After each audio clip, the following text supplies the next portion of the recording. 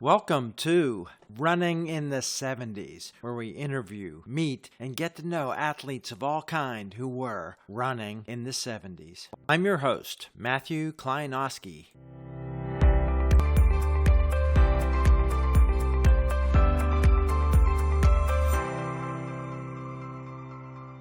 Today on the podcast, we're in New England for a rare stop up here with someone who is co-captain of the St. John's track team. We're going to hear his origin story and running in the Big East and some other stuff today. Welcome on the podcast today, Howard Skeggs. Good morning. Hi, Howard. Morning, Matt. How you doing today? And do people call you Howard or Howie? They call me both, Howie mostly, but yeah, Okay. That's fine. Let's tell people your origin story as a runner. How, why, and when did you first get into running and competitive running? I was in fifth grade in elementary school, and I ran for the track team there. I was a sprinter. I pretty much ran 100-yard dashes, and it was yards back then, not meters. I ran 440 relays, 880 relays, and it did pretty well in sprints. And then I went to Archbishop Molloy High School, which was a transition. This is one of the bigger high schools in the New York metropolitan area. We had 250 all boys at the time on the track team. Our coach was a legend, Frank Rienzo. And Frank won 9 CSA city championships in a row from 1960 through 1969. I really got a lot of education from him. He was excellent. I was a sprinter. And then when I got to Molloy, I realized I wasn't as fast as I thought I was. One of the Maris brothers there said, why don't you try the 880? It might be a little better. You have good speed, you have good endurance. So I moved up to the 880 and I did fairly well. Never had a time trial. Let's talk about what happened from fifth grade up until getting to Molloy in terms of what you wore on your feet. Did you do any training before high school? Yeah, we did minimal training. It was probably maybe once or twice a week. And we did what they call part legs. I mean, you would sprint 100, jog 100, that type of thing. We were young at the time, 10, 11, 12 years old. So it wasn't so intense. It was more to introduce you to the sport. And I was always fairly fast. It came natural to me. And I was one of the better sprinters in my elementary school. Were you involved in any other sports at that point? I played some baseball in addition to running, basically those two sports. And I enjoyed it in the middle of friends there. And then I applied to several Catholic schools, and Molloy was the best school by far. And I lived in Queens, so it was a short commute for me. So that was an easy transition to go to Archbishop Molloy. Graduated in the late 60s, actually 69. 66, I started at Molloy, right? So here's a good story. So I thought I was fast, right? So we had a time trial my freshman year. And then there was a 100-yard dash, and it was me and 4 others in there. And I was quick out of the block. I get out quick, and about the halfway through 50-yard marker, all other 4 guys passed me. And I didn't realize at the time, but those guys were some of the fastest guys in our division. So when I finished that time trial, the brother came up to me, put his arm around me, and I think I was weeping a little bit because I was so sad. I thought I was fast. And he said, why don't you try it? Tomorrow's a time trial, 880. So I said, all right, I'll give it a shot. I had run prior to that cross country at Molloy, and it was 1.25 miles for freshmen. So I had a little bit of a background. So I had good stamina, and I had the speed too. The next day I ran 880 trial, and I actually won it. I ran 2 minutes and 29 seconds. So the brother said to me, it's probably your race. You have good stamina. You got a good foundation cross country. You got some speed. So I think you should stick with it. So I did. And by the end of that year, my freshman year, I ran 211. So I went from 229 to 211. Where was the status of track at Molloy? 250 kids. That's a big. There aren't many sports in any school that are that big. At the time, Matt, there was only 3 sports at the school: basketball, baseball, cross country, track. So they encourage you to go out for a sport, right? Either a team sport or a club sport. So it was natural in me cross country track because there was only so many guys for baseball or for basketball. And they were very good in those sports, absolutely too. And I think they recruited the elementary. So it's just natural for me to run track. And my father was into track and he's a high school day. So he trained me a little bit. And a good story was my first cross country race when I was a freshman. It was a mile and a quarter. And I was probably in third place coming down the last straight. It was at Van Cortlandt Park in the Bronx, which a lot of big meets are held. So probably in third place coming down the last straight. I get to the chute and I run out of gas. Also, and I went from third to about 10. So the next day, my father went to mass and was said, bring your short and your track shoes. He took me down to a track. It was at a parkway. He said, go out and run a mile and you come back the same way. And the last 100 yards, I'm going to be there and you have to run with me. Okay. And he was fast. He was about 6'2", and here I am about 5 foot tall, right? And he's sprinting and he said, stay with me. And so I stayed with him. And that experience for me probably instilled in my brain that had a good kick at the end there too. And he did that every Sunday for me. And by the end of my freshman year, I really developed a good kick. So I got the stamina and I had the ability. It stayed with me all through my high school, my college years. So that was a big area in 211 at the end of the year. So it was a big improvement. And then my sophomore year, I grew a little bit and got strong. I ran 204. And by my junior year, I ran 159. We had 10 guys under 2 minutes. Frank Rienzo was a great coach. He was a motivator. He was also a Latin teacher there. So he would never be happy with your performance. He's always pushing you to do better because he saw in you the ability. And we had our Olympian, Tom Farrell. Tom actually won the bronze medal in the 64, 800 meters, ran 145. He was 6 years ahead of me. And that was my hero, actually. I was just trying to be the next Tom Farrell from Molloy. So my senior year, he improved quite a bit. I ran 155. The school record, Tom Farrell had 154. I was a second away from him. And here we are. We ran up Molloy's track, which was a fifth of a mile, thin dirt tracks, which were slow, if you remember. And here we practiced every day, 250 guys digging up this track, fourth quarter in spikes. So the track was pretty dug up. So at the end of the day, one of the brothers had an old truck and he had a rake attached to it. He'd rake the track in the morning, right? And it would be in good shape. But you really had to learn because there's so many potholes on the track. That was my key. If I were going to race that in Molloy, I always got out quick and ran along the inside because the middle of the lane, the second lane were chewed up. So it was really a mindset. So after 155, I actually ran at Molloy's track, which is a slow track. It was a Maris championship by which I won. I set the meet record. Unfortunately, I didn't get to run in some of the other faster tracks my senior year. We went to Penn Relays, which was a lightning track, right? But he put me a mile relay there, and I ran 49 seconds. I had decent speed, but I probably would have ran a few seconds quicker there because that track was light and competition was excellent. Top schools were there. I want to find out about this fifth of a mile track. So if you're going to run 880 yards, the starting line is in the middle. Actually, you ran 2.5 laps because it was 5 laps to a mile. Oh yeah. So you started in the middle and you were in a half and you 2 laps from there. That's where the finish line was on the opposite side. So knowing that track so well, and there was competition from the other school. When I got to the other side, I had 2 laps to go and I really poured it on. I didn't want anybody to beat me from the last maybe cards. So I really poured it on from that point and ran my second 440 a lot faster than the first one. It was an experience because I knew the track, I knew where the holes were. I knew I hugged the inside lane, and it was more psychology than anything else probably. That really helped me to get a scholarship to St. John's University. I want to talk a little bit about high school and how this worked and how your psyche was developing.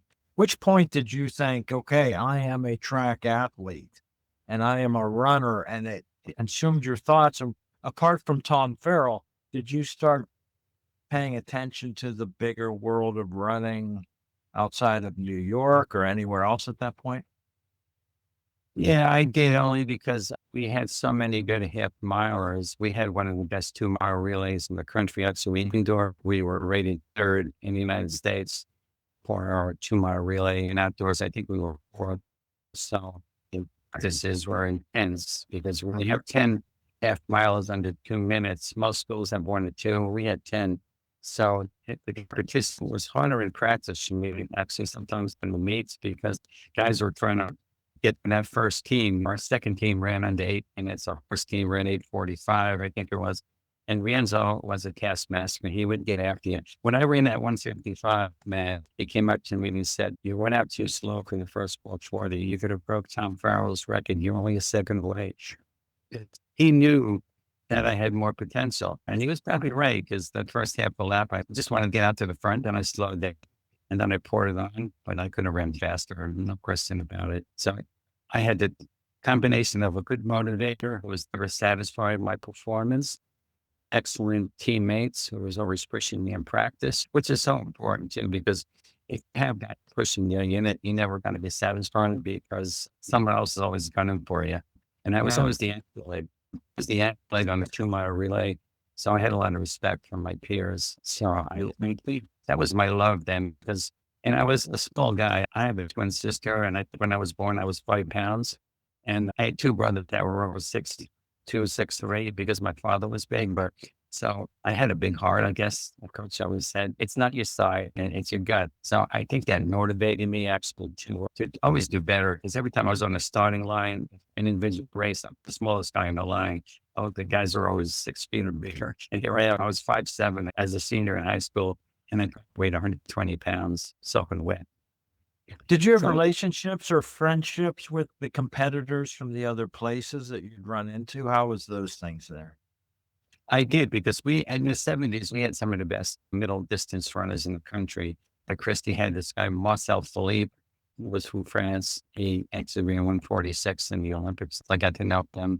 In the summers too, which helped me a lot, I would run at Jamaica High School in Queens.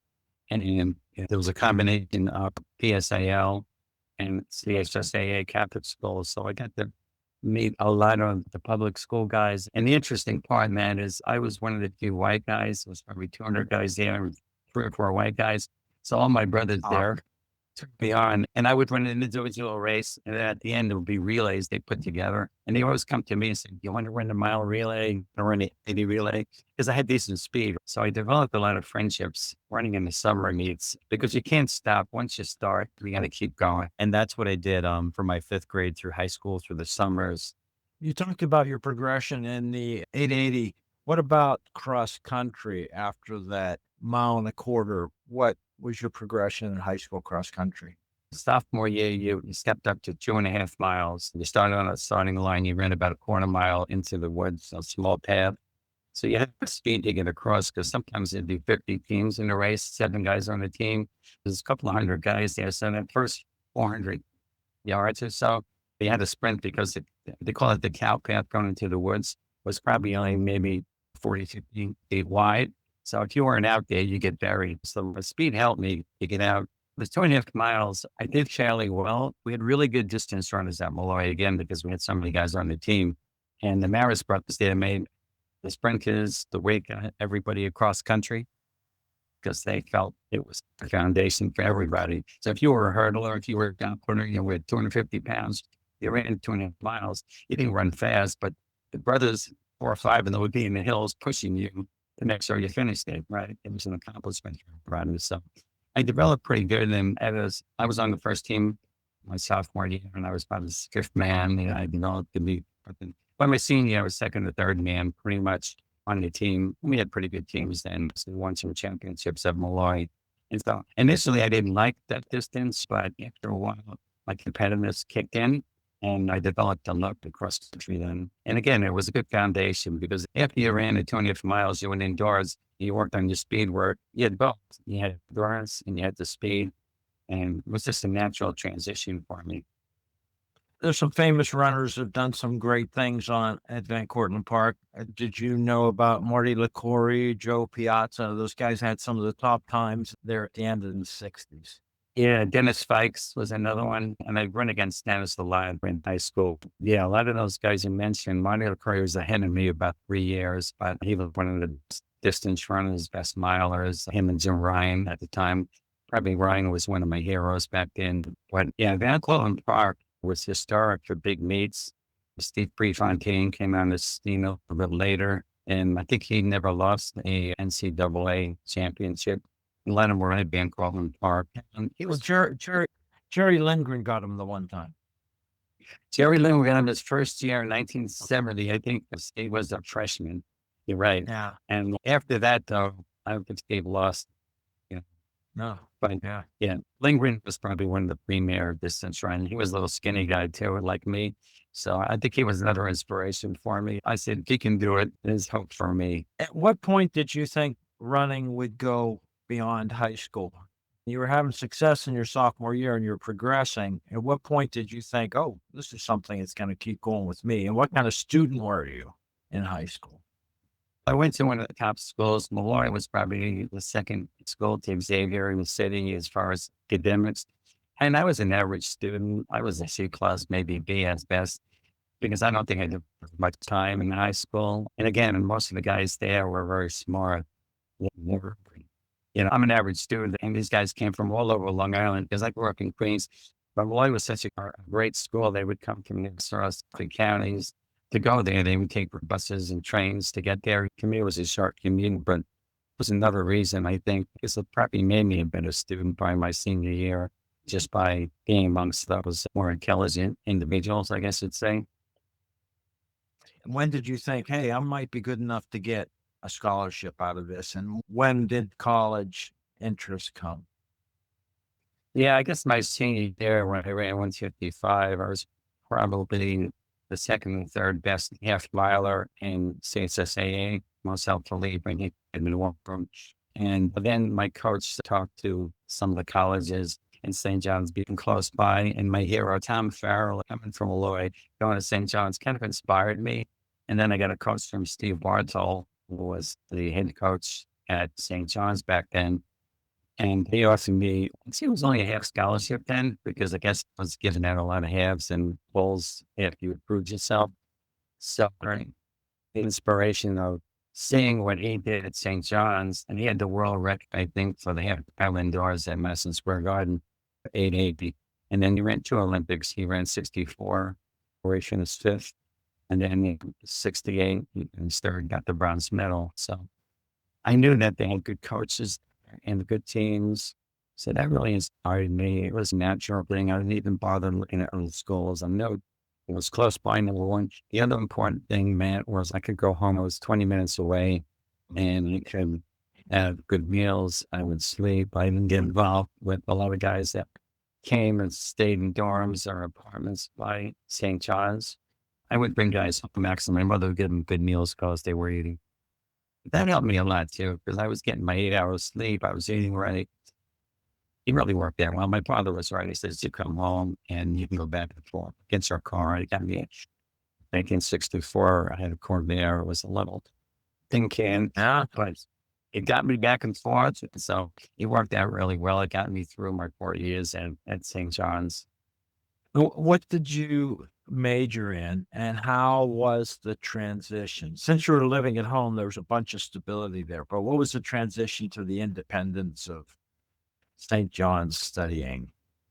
Yeah. Okay. My first year, I majored in accounting, and after one semester, wasn't thinking that because it was boring and I needed something more to inspire me. So they had a communication school, which I got into, which I loved because he did journalism. He did art films. I actually got out of my shell a little bit. And they had 2 things. They had a TV station, which I got on, and I actually did. I worked at station alone. And then they had a sports paper, The Torch, which I wrote for, and it did sports articles. So it really, that communication major was perfect for me because I could write articles, I could go and I could broadcast on their radio station as well. And it was just beautiful because accounting wouldn't have worked for me. It just wasn't in me to be that nerd guy.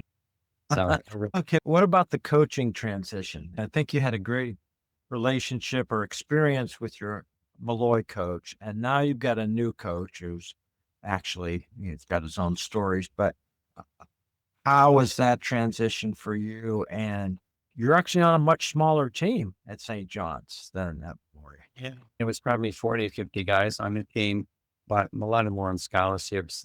And they were like big brother to me because they saw I had talent and they pushed me a lot too. I remember running cross country there. It was 5 miles and it would run 70 or 80 miles a week. Before classes, we would 3 to 5 miles, take a shower, go to class. and then do all mixing up in the beginning of the week, more distance. And then as you got to therapy, she ran more spring work. And on Sundays, they would go out for a 15 to 20-mile run, which was not in my ballpark. And remember the first time he took me, I thought I was going to die. They almost had to carry me back. It was good because I developed more of a love for cross country. And when you're running 5 miles, it's different than 2.5 in high school. So you really need endurance. We had some really good runners back then, and they took me under their wing pretty much, which I appreciated.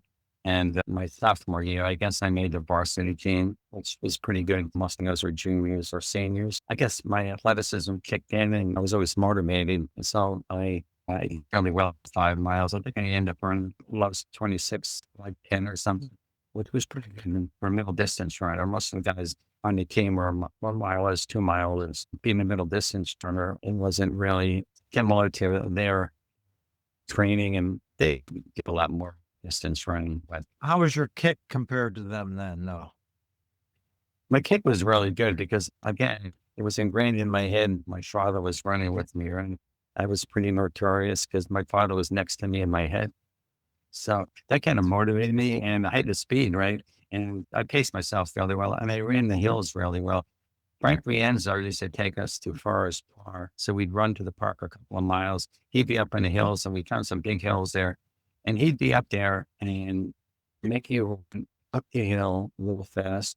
And he'd be yelling at you, blowing whistles at you, right? And running down the hills, he said, you have to run like you're falling. Don't hold back. Just fall. And I always remembered that helped me be a hill runner. And so when I went to St. John's at Van Cortlandt Park, you ran a loop 3 miles. Then you ran a second loop 2 miles. And it was Cemetery Hill you ran up, which was really steep. And Rienzo always telling me, when you're coming up to another runner, run past them fast. Because psychologically, you're outside. But if you go by him quick, he's not going to stay with you. So that kind of helped me a lot too. Being a good hill runner, having a good finishing team point list with 300 yards. It just worked out perfect. And I got to really love cross country, even though my mindset wasn't into it. Again, it was a good foundation. So when I finished September, October, November, December, we went indoors and I was really prepared. And we did the speed workout. Rienzo was a good coach, but to your point, Mark took you a bit further because he pushed you a little bit more. And the assistant coach was Joe Lang, who was a great coach as well. Yeah, of course. And what happened, my senior year, Frank Rienzo was recruited. He went to Georgetown to become a head track coach. And he became AD a few years later. He stole Joe Lang from St. John's. Joe Lang was a track coach then at Georgetown. I was fortunate to have 2 really good coaches in college because both of them would me and push me. I got a half scholarship, I said, the first year. And then when I was beating a lot of the guys, the second year he came to me and said, and a full scholarship. And if you want, you can stay here for room and board, all books, everything's free. So I told my father, he said, no, you're coming home. He says, you go there and you're going to be partying and all the things that these guys do. And not that I was a big partier, but you get into that and you're not really sleeping or eating well. So it was probably a good thing. I got a full scholarship in my last couple of years and worked out well that way. So let's talk a little bit about the season, especially track for St. John's. Was that the Big East then? Who were your main competitors you'd see you get over? And then what was the end of the year? Initially, it was the Metropolitan Championships. It was 8 or 10 local schools, the Manhattan, CW Pros, Adelphi, Iona. I was in metropolitan schools for my first 2 years. Big East didn't come until a little bit later. Competition locally was excellent because it was all 5 boroughs running. It was Long Island. So a lot of the guys stayed home and ran. So they for Manhattan and excellent runners, the Cologne, Joe Savage. That was an era where middle distance and distance runners were excellent. And they pushed you. And like I said, we had one of the best 2-mile relays at Molloy, and then going to St. John's. Running at end relays was an experience too. It's a good story too. Tom Farrell, who winning the Olympics, had the brush lights back then, the little tiny pins on them. They were illegal at the time. John Carlos and some of the other guys and ran them in practice, but they wouldn't let them run them there. So Farrell gave those spikes 8.5. Farrell was just my size. He was 5'7". He weighed exactly. We had the same. He gave him the Bartol after he couldn't use him anymore. And then a couple of years later, they made them legal. My sophomore year was 1972. We're running at Penn relays, 2-mile relays with all the big teams, Georgetown, Villanova, and Denton. So Bartell said, try these spikes on. So here I am taking my hero spikes, right? They're like slippers. And I put them on there, and there's 25,000 people on the stands. I'm on the ankle leg with all these top guys jumping all around, Brian McElroy, Dennis Fikes, Marcel Philippe. All these guys were super runners. I remember my splits actually, 25.5 in the first 220, which is quick. I was 52 flat at the 440. The guy passed me from Michigan. Here I am going up 52. Just like I'm 54 at Brian. And then I went with him. And then I was 119 at the 660 and coming down the last straightaway. It was a little bit of a struggle because going out so fast, it takes the wind out of you. But I ran 149, which I was happy with. And here I am only a sophomore, right? Running with these guys that most of them are juniors or seniors. But that really inspired me. And I knew that it had the potential. And then after that, breaking 150 was easy. I never really ran fast in 149, but I always ran 149, 150 consistently. So it got me in a mindset. And another good story is my senior year, 1974, back at Penn Relays. I'm running ankle leg sprint medley. It was a 440, 220, 220, and 880. The ceremony, which I didn't know about on the infield, all the ankle legs went there before the start. And Jesse Owens handed out the sticks for the relay, which was a tremendous honor for me. Here is Jesse Owens, and that kind of got me going too. And again, we were running with top teams, and I think we finished third there to Villanova. That was probably one of the best thrills of my life, meeting Jesse Owens. We shook hands and took pictures. I got some pictures with him. Let's see if you can see that. Oh, yeah. Yeah, that was one of the thrills, I guess, being at the Penn Relays, because most of the meets you ran at, you had a couple hundred people at Penn Relays of 1,000 from all over the country, super competition. And that's the ideal settings too. When you're running on a fast track, you got competition and got crowds that were yelling and screaming. So that was one of the thrills. But yeah, running at Penn Relays, I ran my senior year at Molloy there on a mile relay. And then I ran every year at St. John's there, either a 2-mile relay or sprint medley. We always did fairly well. You talked about your personality change, becoming more outgoing at the time of life. We all figure out different aspects of ourselves. What was involved in you becoming co-captain of the team? I guess I was always a team player. I didn't have a big ego. I got along. The team was comprised a third white, a third black, a third Spanish, maybe. I got along with all the guys, and I ended up running with a lot of them, being a sprint medley, mile relay, 2-mile relay. And I guess I became one of the better all-around runners because I could run cross country and I could run a 440, an 880. I ran 4 and control mile, even though I was a miler. I ran 3 on lead leg on a distance medley. I probably could have run 4 minutes if I did more mile training. But we had so many guys that were low floors at the time that Bartell felt I was better as an 800 runner. I got along with the teammates, and the team actually voted if you were for the captains, not the coaches. So it was an honor. Actually, 2 years, my junior year, they voted me captain, me with a strength. And then my senior year, I was voted again. First time any St. John's guy who was captain 2 years over. I was co-captain actually with a weight thrower, John McCree, and middle distance runner, George Leininger. So yeah, great opportunity to be elected by my team 2 years in a row. And I think I became more outgoing too, because maybe my communication arts teacher got me going. And I remember in the first speech class I took, they got me in front of the class and we had to bring out all different aspects of the, I had to do, I was baby bear in the 3. It was baby Goldilocks, yeah.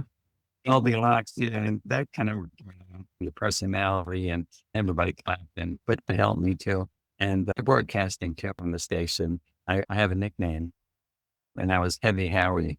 If you remember back then, Pat Albert, hey, this is Pat Albert. Hey, I was Heavy Howie. That was my trade name. So that was a kind of a cute thing.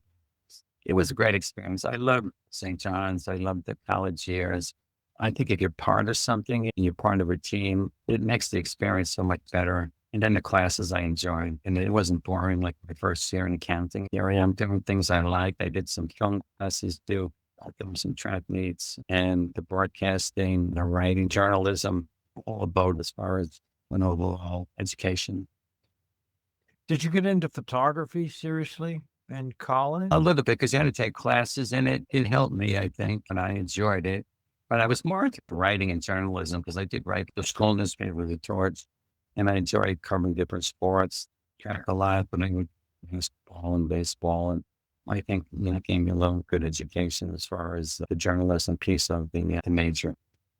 And I had one guy, Bernie Eggling, he was a writer for at the time, the Long Island Press. He was one of the professors there.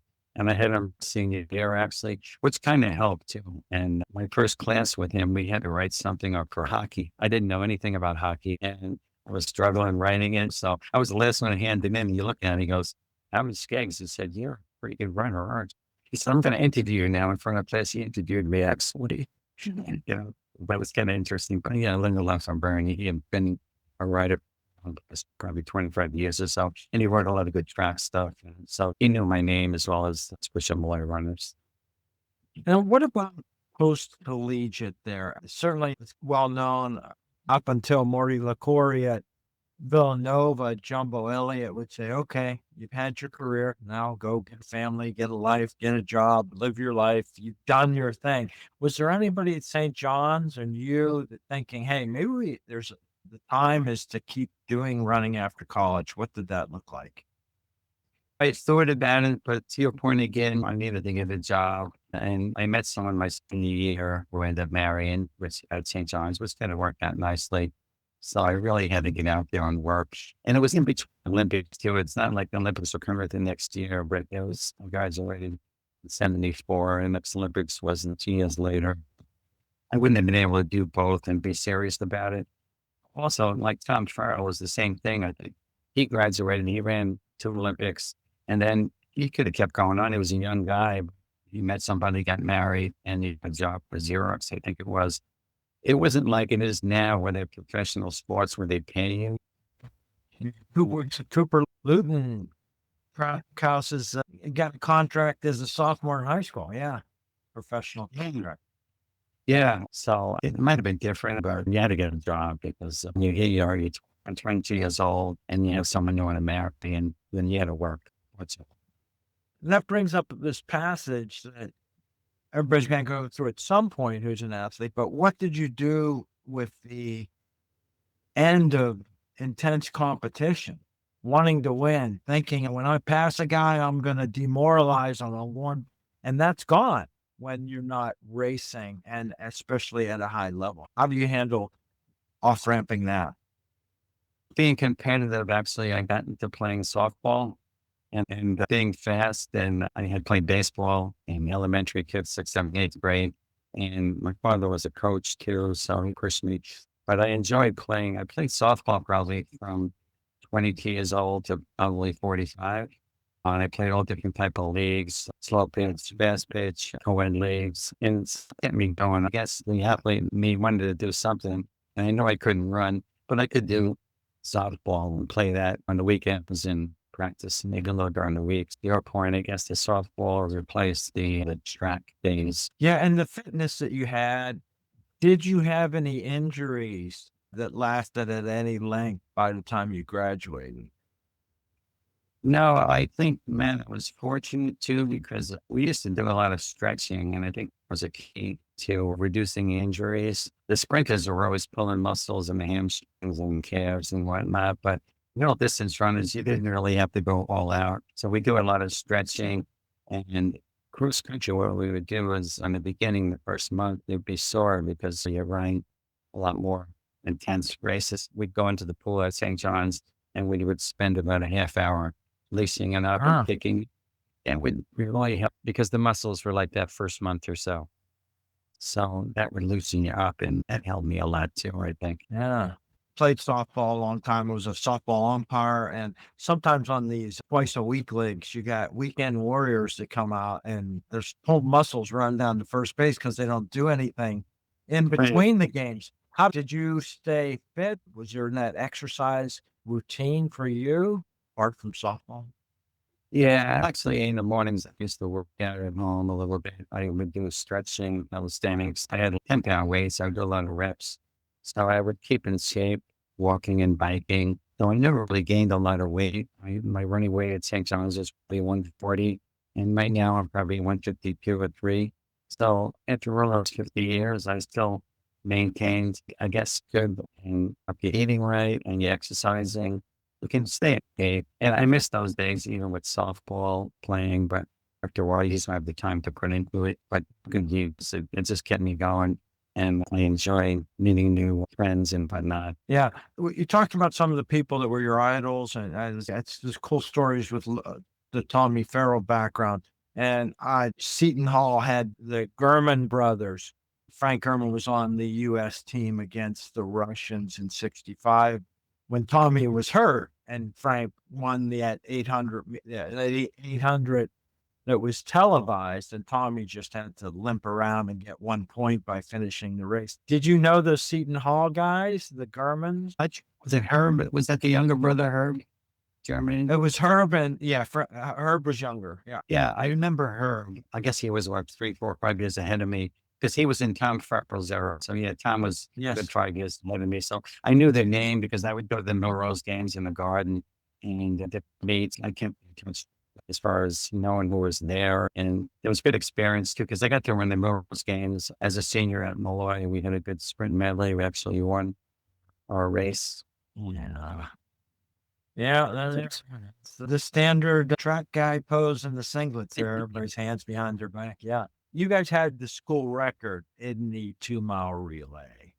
Did that last? Do you have any idea? Actually, we had the second fastest time. Tom Farrell's group, I think, 𝐸𝐸𝐸𝐸𝐸𝐸 brothers, Farrell, Tom Tobin. They had some really good runners. We were like a second away from it probably. But yeah, so a couple of the good experiences I had, Matt, was running at Madison Square Garden, which was always sold out, almost like it is now with Rick Pitino and basketball. I'm going to be watching them play. But I got to run my senior year, actually, Charles Howe, 800 meters. I was supposed to be running the 2. Rick Walhooter was in it, right? Mark Wenzery, he had the world record for the 1,000 back then, and a couple of other guys. So Marcel Philippe was supposed to be in it, but I think he got hurt. So the night before, Steve Bartow calls me up and he said, I got you in the Charles Howe 800 meters championship. What do you think? I said, who's in that? He goes, a couple of guys you might know. Walhooter, I don't know if I slept that night, man. It was a great experience too. Just standing in the line with these guys. It was a small track, though, so it was 160 bank. So Molloy had 160 bank track. So being a small guy, I was pretty good at it. But the problem is they gave those guys preference as far as lane 1, lane 2, and I was in lane 5. So there's no way I was going to get out there. If I was in lane 1, I would have sprinted and gotten the lead probably. But it's okay. Just the fact they announced my name there. And they announced Florida versus Olympic champion. And Wenzery is the 1,000 world record holder. They got Howard Skeggs, who was the Metropolitan champion. So it was still great. It was an experience, just 18,000 people. And Molloy had probably 500 people there from the school and whatnot. So it was a great honor to be in that race. And a 2-mile relay too was probably in the top 5 in the country back then because again, we did have really good runners. It's actually crazy. You're in the top 5 in the country and you haven't set your school record. Yeah, my senior year, actually, we ran the IC4As, which is a big meet. We had a 2-mile relay. And it was really us and Fordham. Fordham had a really good team. Marcel Philippe was the ankle leg. I got the stick ankle leg about 2 yards behind Marcel, and I went. So it's 4 laps to the half-mile there. So we have to find another meet quick. So we can qualify. I know you guys can do it. So we can Ohio State relays. Right. Now you're running with, I guess that's the Big Ten schools, Bowling Green and Dave Waddle, and all those guys were there. Yeah, we flew there the day before in a distance medley. I think I ran about 152 and we finished 3rd. The next day was our 2-mile relay and we're in there with the big schools. I get to stick in 3rd place. And there's a sprinter from Michigan he was a big guy, he was about 4. He went blowing by me. He went out too fast. He must have been a 440 run. So I just kept my pace. In the last straightaway, I went by and we qualified to the NCAA. We got nice Ohio State watches, which was a real honor. And it got us to the relay at the NCAAs, which was in Chicago at the time. So that was a great honor too. Yeah, very cool. Yeah. But what about your fandom for the sport? Running career, competitive track career ends. but you've been paying attention, I think, to the sport. Once it's in our blood, a lot of people stay with you. Were you at the meet, that indoor thing they did with the women, with the elevated long jump runway? There's the sport is changing. Yeah, I follow it. I'm in Vermont right now. When I lived in Queens, it was much easier to go to Madison Square Garden and whatnot. So I watched a lot of the meets now, and a lot of them are professional on TV. I enjoy that. We have a St. John's Spike Shoe Club that I'm involved with. I was treasurer when I graduated for 5 or 6 years. And unfortunately, they had to do away with men's track at St. John's because of Title IX. The women's population exceeded men's. They got rid of men's track, men's swimming. And it was unfortunate too, but it's inexpensive. And the festival can make so much money. They're paying Coutinho millions, right? And now that the athletes are getting big money, right, with this NIL money, you're getting $1 million, $2 million. But for some reason, they didn't bring it back. But we're still involved. And I talked to Jim Hurd, who had been the men's coach for 25 years, retired last year. And it's all women now, but I still follow them. And we on Facebook and we write articles. I post a lot of stuff on Facebook.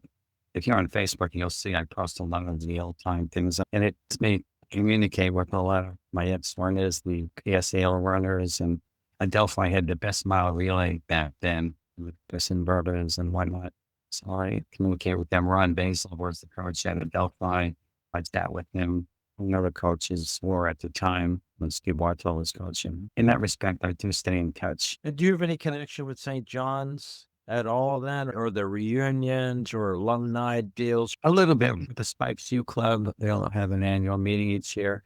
And actually in May, they have the Tom Farrell Classic at St. John. And I usually go to that and I'll help volunteer with the different events and whatnot. I get to see one of my old teammates that are still alive. Yeah. Behind you, over your shoulder, I can see the trophies and these photos, some of them that you pulled up. That's got a good, maybe place of honor there on behind you, over your shoulder, that some of those memories. I'll share a couple, and here's a couple of guys we talked about. Let's see. Oh, no, yeah. So that's Dennis Fikes, Houston. Yeah. Brian McElroy, Villanova, and I'm Yeah. third there. You know, that was a Queens Iona relays at St. John, actually. And then McElroy overtook Fikes the last straightaway, and I just fell totally behind Fikes to finish third, which was a good experience too. Yeah. And here's my here. Let's see. Tom Farrell is on the me, and Rishi Torellis was one of the weight brokers. He was the captains after me. So I did have some nice pictures. Unfortunately, my mom was a big sports fan as well as my dad. So mom would cut out every article that was in the local papers and take a lot of pictures for her.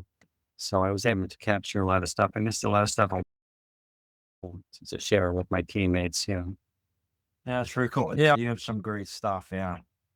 Yeah. No, it's nice to share things, especially when you're going back 50 years in the 70s. Like you said, were great times in track and field, and produced a tremendous amount of runners. And Steve Brunting, but he was born 2 months after me, so I never got to run against him. Just to follow him and his legacy. And it's unfortunate he passed away so soon, because I think he could have went on to be an Olympic champion. He had the heart, and I think that's motivated so many runners. And his sister posted a lot of stuff on Facebook. Yeah, everybody who passed through the decade, he's got a place there that everybody respects and thinks about the what ifs and the what he did, not even the ifs. It was pretty cool to be able to be alive to see some of that going on and not just watch the movies. Yeah. Yeah. No, it's funny, Matt, because one of my pictures,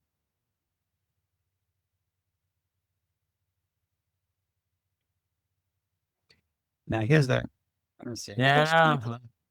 there's a race. I had that on my desk at work, and one guy that was a lot younger looked at it and he saw the hair and everything, and he said, "Is that Steve Brunting? Could you have up there?" I said, "No, that's me." I said, "I'm in his era." And I had the long hair and the mustache and everything, which was common back in the 70s, which was, I said, I was not in his class, absolutely. He did inspire me, as Jim Ryan and Monty LaCour and a lot of those super runners from that era. I wanted to ask you, Howie, about your return to the sport and coaching. How did that come about? And what were your thoughts on coaching, reflecting on how things may have changed in 50 years? Quite a bit. I had two girls 15 months apart, and my son was 6 years older. So I started coaching when they were in fifth grade. So my two girls I coached in softball, basketball, volleyball, and I did that from fifth grade through eighth. And then from ninth till 12th, I also coached them. So that was enjoyable. My son I coached in baseball and volleyball as well. So it piqued my interest early on. So when I graduated St. John's, 1974, there was a big recession in the country, if you remember. Gas prices went crazy, 35 cents to a dollar.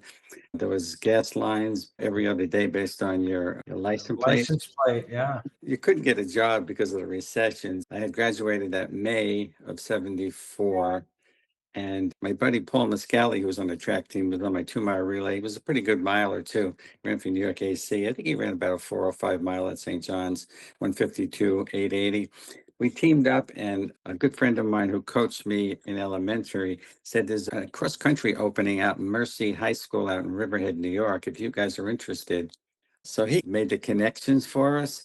Paul and I went out to Southampton. And again, it was tough to find jobs, but ironically, there was a gas station that had just pump gas only, and they were looking for a couple of guys. So Paul and I worked. I was the manager. He was my assistant. We got whatever it was, $2 an hour. We worked there from 7 a.m. till about 2. And then we drove a half hour from Southampton, Long Island to Riverhead and coached that cross country team, which was interesting too, because the work ethic wasn't there. And I told you, Molloy, we had 250 on the team. There's probably 15 cross country runners there, and the dedication was not the same. But I did have some good runners there, and we finished second in our league championship. So that got me going. Unfortunately, Paul got a job at Con Edison. His good buddy called him up, and after cross country, he left me. So here I am by myself. I really couldn't afford to stay in the little bungalow we had. So one of the guys on my team took me in. They had a big house in Hampton Bays. So I lived there for the remainder of the year. So I was able to coach through indoors and outdoor season at Mercy High School. I went there hoping to get a teaching job. And at the time, 90% of the faculty were nuns. So unless one retired or died, you weren't getting a job. So unfortunately, that didn't happen. So I really left there after the outdoor season, went back home and stayed there, and ended up getting a job in a local bank in the collection department, and ended up staying there 31 years. But so that was Did you do some accounting there? actually, for the bank, I moved up from collections to become vice president in a couple of years. I did pretty well. I was a commercial relationship manager. Working with auto dealers, interesting, and basically did lending to them, floor plan financing, commercial mortgages, etc. And I loved it because I was in the office one day, I was on the road 3 days, and I handled Long Island and the 5 boroughs, which I was very familiar with. So I kind of loved that. And it afforded me to actually being on the road to my next coaching job opened up at Holy Trinity High School in Smithtown. It's now St. Anthony's, which is a big track program on Long Island, but Holy Trinity needed a cross country coach. This was probably 1976. So I coached their cross country team. Small school, again, probably 12 or 15 on the team.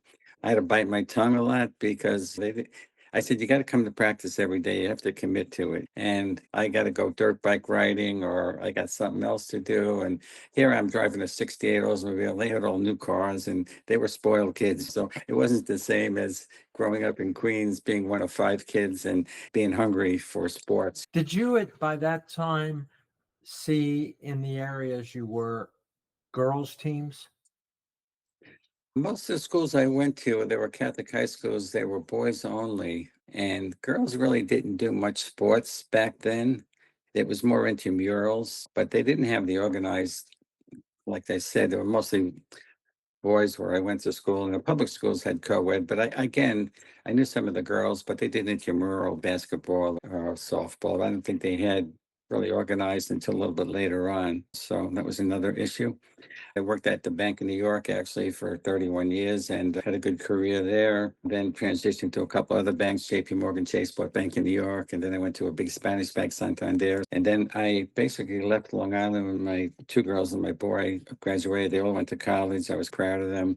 One daughter, Shannon, got a softball scholarship to a D2 school. She was really competitive. I think she had my DNA in her. Little 5 foot blonde, blue eyes, like a Pete Rose. She used to be a switch hitter.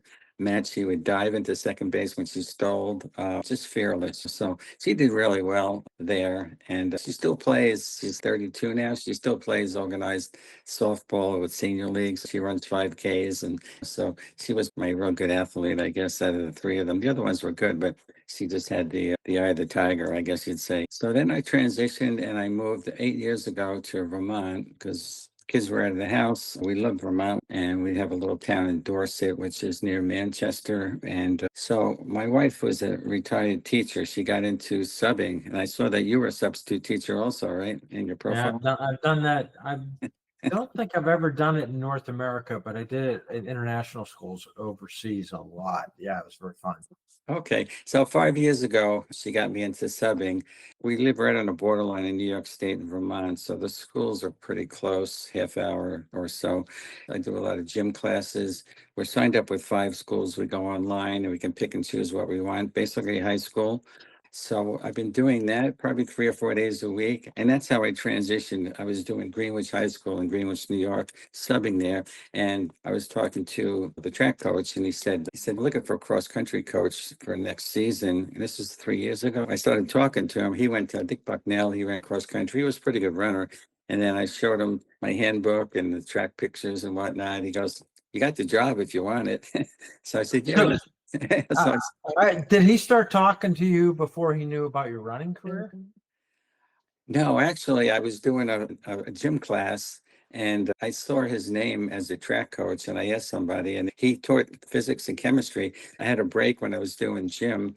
So I found out which room he was in. And I went in, I started talking to him. I brought my handbook. I had my St. John's handbook I keep with me, right? It kind of motivates me when I get down, right? I look at some of the pictures there. And we started talking. He was a really good miler. He ran cross country for Bucknell, a little bit younger than me, 5 or 6 years younger, perhaps. And that's when we first met. And then he mentioned about the cross country position, which was going to start in September. I took the job and I could still sub, which was perfect. A lot of times I would sub at that school and then I get out at 2:30, have practice with cross country group. And it was nice. They were in a small school division. Was Again, that all boys also? that was co-ed, actually. I did have girls on my team, yes. There were modified girls and there was varsity girls. So basically, I coached all of them, and it was a challenge too, only because I had to give them separate workouts because some of them were ninth grade, eighth grade, and the other boys were 10th, 11th grade. So I would have break up the workouts and be outside, and we'd run around the campus of the school basically, and they had a course there. So we had some dual meets and we had some big meets that we would go to at some of the bigger schools. And I had two really good boys there. One was a sophomore and he did real well in cross country. He finished fifth in our sectionals. And fortunately, we didn't have enough to really field a good team because our fourth and fifth guys were just starting out. But I really enjoyed that. Did any of those kids ask you about your running background? Actually, I brought the kid that I liked, a really good runner. He was a sophomore, and I showed him my handbook. And I said, "Listen," I said, "you remind me of myself." He was about 5'3". He was very skinny, but he was very dedicated. I showed him my track book and I showed him some of the pictures. And I said, "Listen, when I was your age and as a sophomore, this is what I ran, and you're pretty close to it." I said, "You can really develop if you commit to it." I said, "Take the handbook home, think about it." I said, "I'd like to make you the captain of the team." He looked at me and he smiled. So next morning he came in, he said, "Yes, I talked to my dad. I'd love to be the captain." And he was really impressed with the pictures and what you look like. I had long hair back then. He had pretty long hair too. So we related there. And like I said, he really developed. I pushed him a lot in practice. The thing was, he was really doing a lot of different things. In that area, there's a lot of farmers. They do dirt biking and all kind of things. So he'd do dirt biking. Sometimes on a Sunday, he'd come in, he'd be all banged up. And I said, "Listen, Bradley, you can't be doing that. You got to be devoted. If you really want to be good, you can't fool around. He worked all summer. He had practice before that, running meets and whatnot. So he came back in good shape before the season started. So that's what I was impressed with too, because most of the kids will take the summer off at that age. And these kids aren't motivated like we were back in the days. Like I said, we ran all year round through the summers. I ran meets in the summers, and I came back and I was in pretty decent shape. But most of those guys, he was the only one that had practiced the whole summer, ran meets, and I could see it in practice. He was far ahead of the other kids. And so I did that for the year, Matt. And then he ended up quitting at the end of the season because he got a job. And that was the other thing. A lot of them get part-time jobs, and they like the money and everything. So that was the other problem. And then I didn't come back because I didn't see commitments from these kids. It broke my heart to see some guys with potential there, but they weren't committed like we were back in the day. And we had excellent coaches and teammates that pushed us. And these small schools too, there's too many sports. Like I said, when I went to Molloy, we had 3 sports: baseball, basketball, cross country, and track. Now that you go out, they got football, they got tennis, they got fencing. And so cross country is hard. I said to all of them, I said, this is the toughest sport you'll ever do. Every other sport, you get breaks, you get timeouts and stuff. Cross country, the gun goes off. You don't get any timeouts. You got pains. You run in the rain. You run in all kind of weather. And I told them some of the stories. I said, in high school, my coach really pushed us. And I said, there was one meet. It was pouring rain now, and it was in the fall. There was leaves in Van Cortlandt Park. I ran down the hill, and I ran fast, and I went flying, did a cartwheel. I came up and I'm bleeding from my head to my arm to my knees, and the blood's running down me, and it looked like I was in the war. And I said, but I finished. I was in it. We never would stop. The coach said, regardless if you're hurting, you got a stitch or whatever, you keep running. But I couldn't see these guys having that same commitment, but it really disenchanted me with the caliber now. I guess some of the bigger schools are different, I see. And I had some friends that coached at some of the bigger schools, and they had more commitment. But in any event, so I got to coach at 3 schools. I guess I had more enjoyment coaching my own kids on seeing their development, especially my younger one, Shannon, and how she really was so motivated. And I can see she had more guts in her than most of the boys I ever coached. And that's it. I think that's your DNA. For me, it came down from my father and my grandfather, who were in sports and pushed us. And my grandfather ran marathons. He was a boxer. He was in the Navy. My dad, too, was in the Army. He ran. So it just different eras now and just different commitments. So that was my coaching career. And I always wanted to coach and teach. And unfortunately, maybe I'm getting my wish because I'm doing substitute teaching now. And I got a little bit of coaching also. So I guess maybe I'm feeling more fulfilled now. No, that's great. I remember one time I was teaching a section for a couple of weeks of algebra. I think it was 8th grade algebra. And the kids, it's math and not so much popular. But when I told them my mile lap times and the rate of change lap to lap, I noticed they sat up a little bit. And then I heard from the teachers down the hall said, what did you tell the kids? All they're talking about is what you did in the mile. And realized that it wasn't so much that impressive or anything, but it was being personal. And that was my breakthrough to really be more personable with the kids, especially as a substitute. Yeah, so I really enjoyed that part of it. So, Matt, a funny story now, because when I'm subbing, I have a whistle I bring when I'm in the gym, but I bring it to classes too, right? And I tell them right up front that if you get rambunctious or squirrely on me, I said, I blow the whistle, you come up, you do 10 push-ups. And said, I think they thought I was kidding, right? Get 10 minutes into the class, and these 2 guys are kibitzing and hitting each other. I blow the whistle. I said, personal foul, raise your hand, get up here, drop down and give me 10. So the one kid says, I ain't doing 10 push-ups. I said, well, it's your choice. You can go to the office and get detention, or you do your 10 push-ups. He said, how many push-ups, Mr. Skeggs, was that? I said, 10. He dropped down, he did them, right? So I got the respect of the kids after that, and they enjoy me. So when I come in there, they know who I am. And, oh, you're our favorite sub. I says, yeah, just behave yourself. I said, you got work to do. When you finish your work, you can go on there and do whatever, because everything's on your laptop now. You can do whatever you got to do. But still, and even the girls too, if they fool around, I'm in the beginning of class, I said, how many athletes do I have? Raise your hand. And then I go around and say hello, just to break the ice and what sports you're in. So I said, all you girls and guys, you're in sports, you're playing football, you're playing lacrosse and this or that. I said, push-ups are easy for you. And some says, oh, I can't do push-ups. I said, oh, yes, you can. I said, I do 50 every morning. I get up at 6 a.m. I do 50 of them. They said, 50? They've shown me. I said, you get up and you do them and I'll match you. So they're quiet, but I do actually. I get up and I do 50 and I do calisthenics and light weights just to keep in shape, keep tones. But, yeah. What about that competitive DNA now? You're no longer playing softball. You're no longer coaching. Does that come back out? Yeah, I miss all that, but we stay active. My wife and I, we go bike riding, we do walks, we do kayaking in the summertime. So that kind of keeps it going. I have a bad knee. I guess I had arthroscopic done a few times, so I probably can't do running anymore. But I enjoy doing those activities, especially with my wife. And I play some golf. When I was in banking too, here I am, a long hair. It's 1975 when I started in banking. And I worked for two older guys, and they said, "Do you play golf?" And I chuckled. And they said, "If you want to be in banking, you got to go out and get clubs this weekend. We belong to country clubs and you got to play golf." And I hated it the first year, man. But then I got the athletic bug, right? And then I started to be good at it. And I got to play at all nice country clubs. And then being with the dealers, they all belong to country clubs too. So I got to play a lot of golf. And I still do. And my wife, I've been teaching her. We play 9 holes and par 3 courses. So that's the other thing that competitive comes back. And I can't get too crazy with my wife because I can't lose. So it's hard, but yeah, so that keeps me going. And in the mornings, I get up and about 4 days a week, I'll do 20 minutes before I go subbing and do calisthenics. I have 10-pound weights and it's just to keep firm. That keeps me in shape. And like I said, I'll do the push-ups and my weight hasn't fluctuated too much. I think most guys my age, when I go to reunions, I went to a Molloy 50-year reunion and most of the guys were twice what they were when we went to school.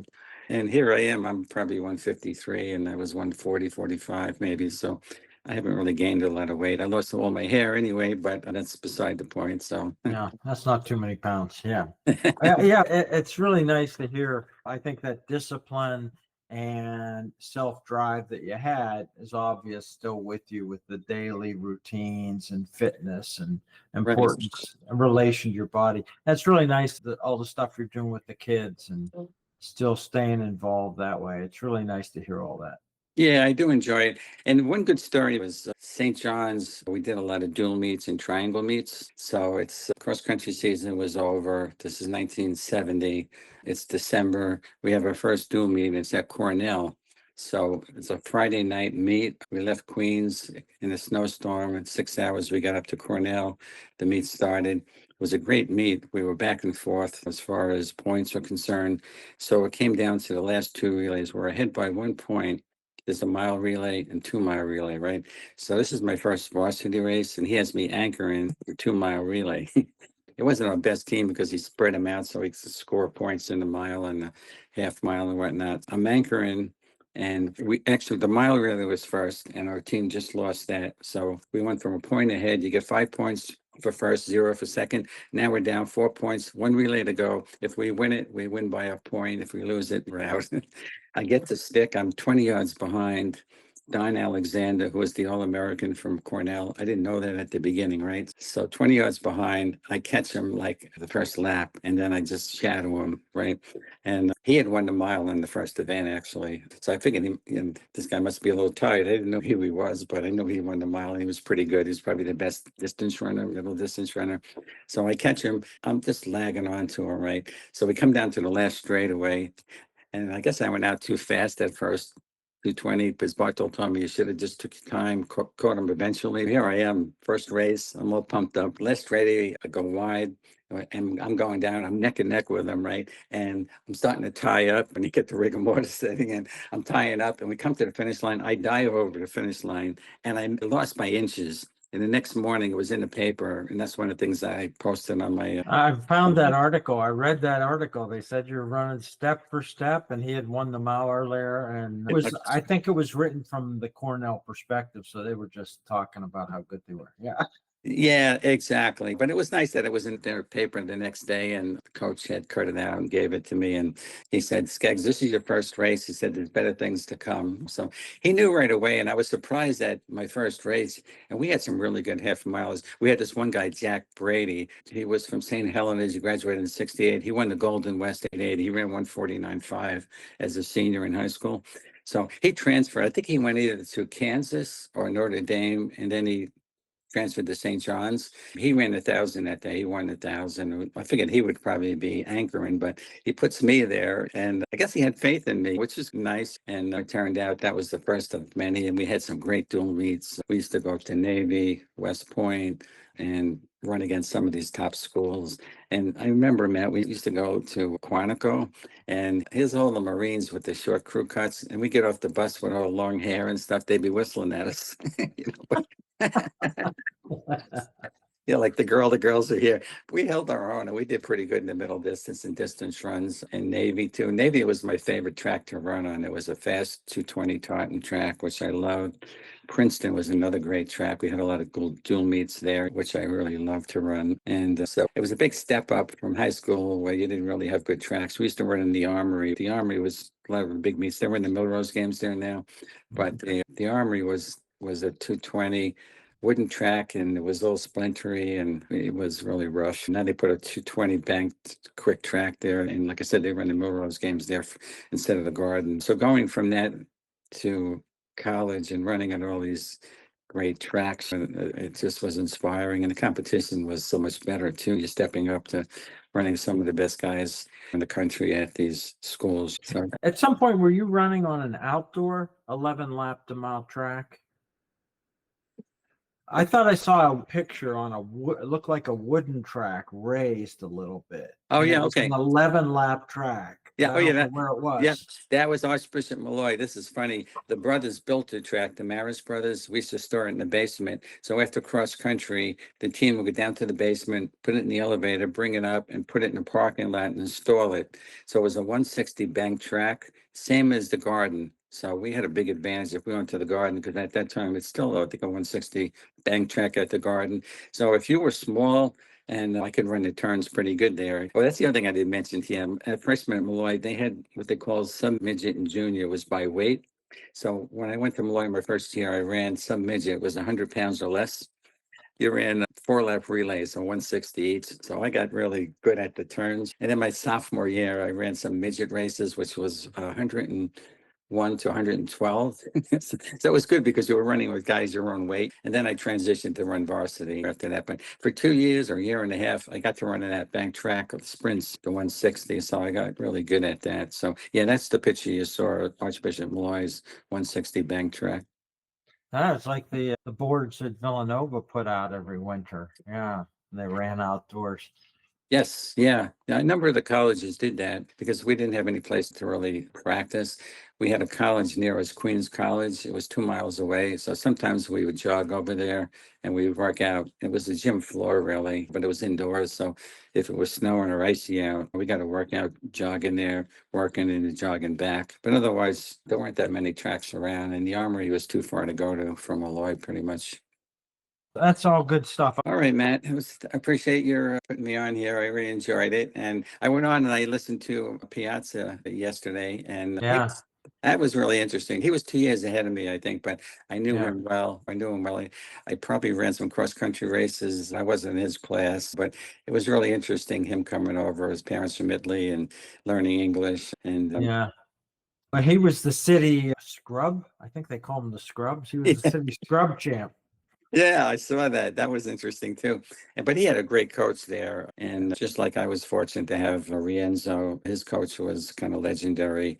There was some really good coaches back then. Another one from Bishop Lachlan, Ed Bowes, had been there for 20 years. We had some really good coaches in the high school level, that both public school and Catholic. So that was a big advantage. And they kept you motivated and pushed you. And so I think that's a key thing. Unfortunately, we didn't have state meets back then. It was all downstate. CHSAA was the Catholic schools. PSAL was the public schools. You'd run together in some of the big games, the Lackland games, Cardinal Hayes games were in the Armory. You'd run Catholic in high school, but it was mostly downstate teams. It wasn't until Penn Relays that was from all over high school. That was the other thing. Our 2 mile relay, like I said, it was third best nationally and fourth outdoors. Coach decided to run me in a mile relay, which was a mistake. 3 guys ran 49. The other guy was 51. We finished ninth in 1969 in Penn Relays because we're going up against teams all from Philadelphia, boys high school. All these guys were 46 and 7. But I got to run my best. I ran 49 2 or something, maybe, or whatever it was. But after that, we didn't make the finals. I said, Mr. Rienzo, can I please run a 2-mile relay? It wasn't too advanced. He said, no. He said, I didn't want to take anybody out of there. So I said, that's fine. Because I ran 155 on a cinder track. So I think if I ran a half mile, I would have ran 2 seconds faster probably at Penn. The track was lightning and the competition and everything else. But you know what? Because if I ran that fast, probably I would have probably gotten calls from Jim Elliott from Villanova and other schools. And maybe it was meant to be that I was going to St. John's. Yeah. That sounds like it all worked out really well. It did, unfortunately. That's great getting to know you a little bit, Howie, and thanks for all your time and stories. And I think with all the connections you have, a lot of your friends, I'm sure, will enjoy hearing this and hearing from you. Thank you so much, Matt. All right, Matt. It was good talking to you. It was nice talking to you. All right. So long. All right. Have a happy Thanksgiving. Hey, I hope you enjoyed another episode. Do you have someone you'd like to hear interviewed on the podcast? You can leave a comment on the YouTube channel or on the website, running70s.com. That's running70s.com. Let me know what you think of the episodes and anyone, including yourself, you'd like to hear interviewed. I hope you enjoyed another episode of Running in the 70s. Voices, stories, and memories of athletes who were running in the 70s. Until next time, wherever you are, keep looking forward and don't forget to look back.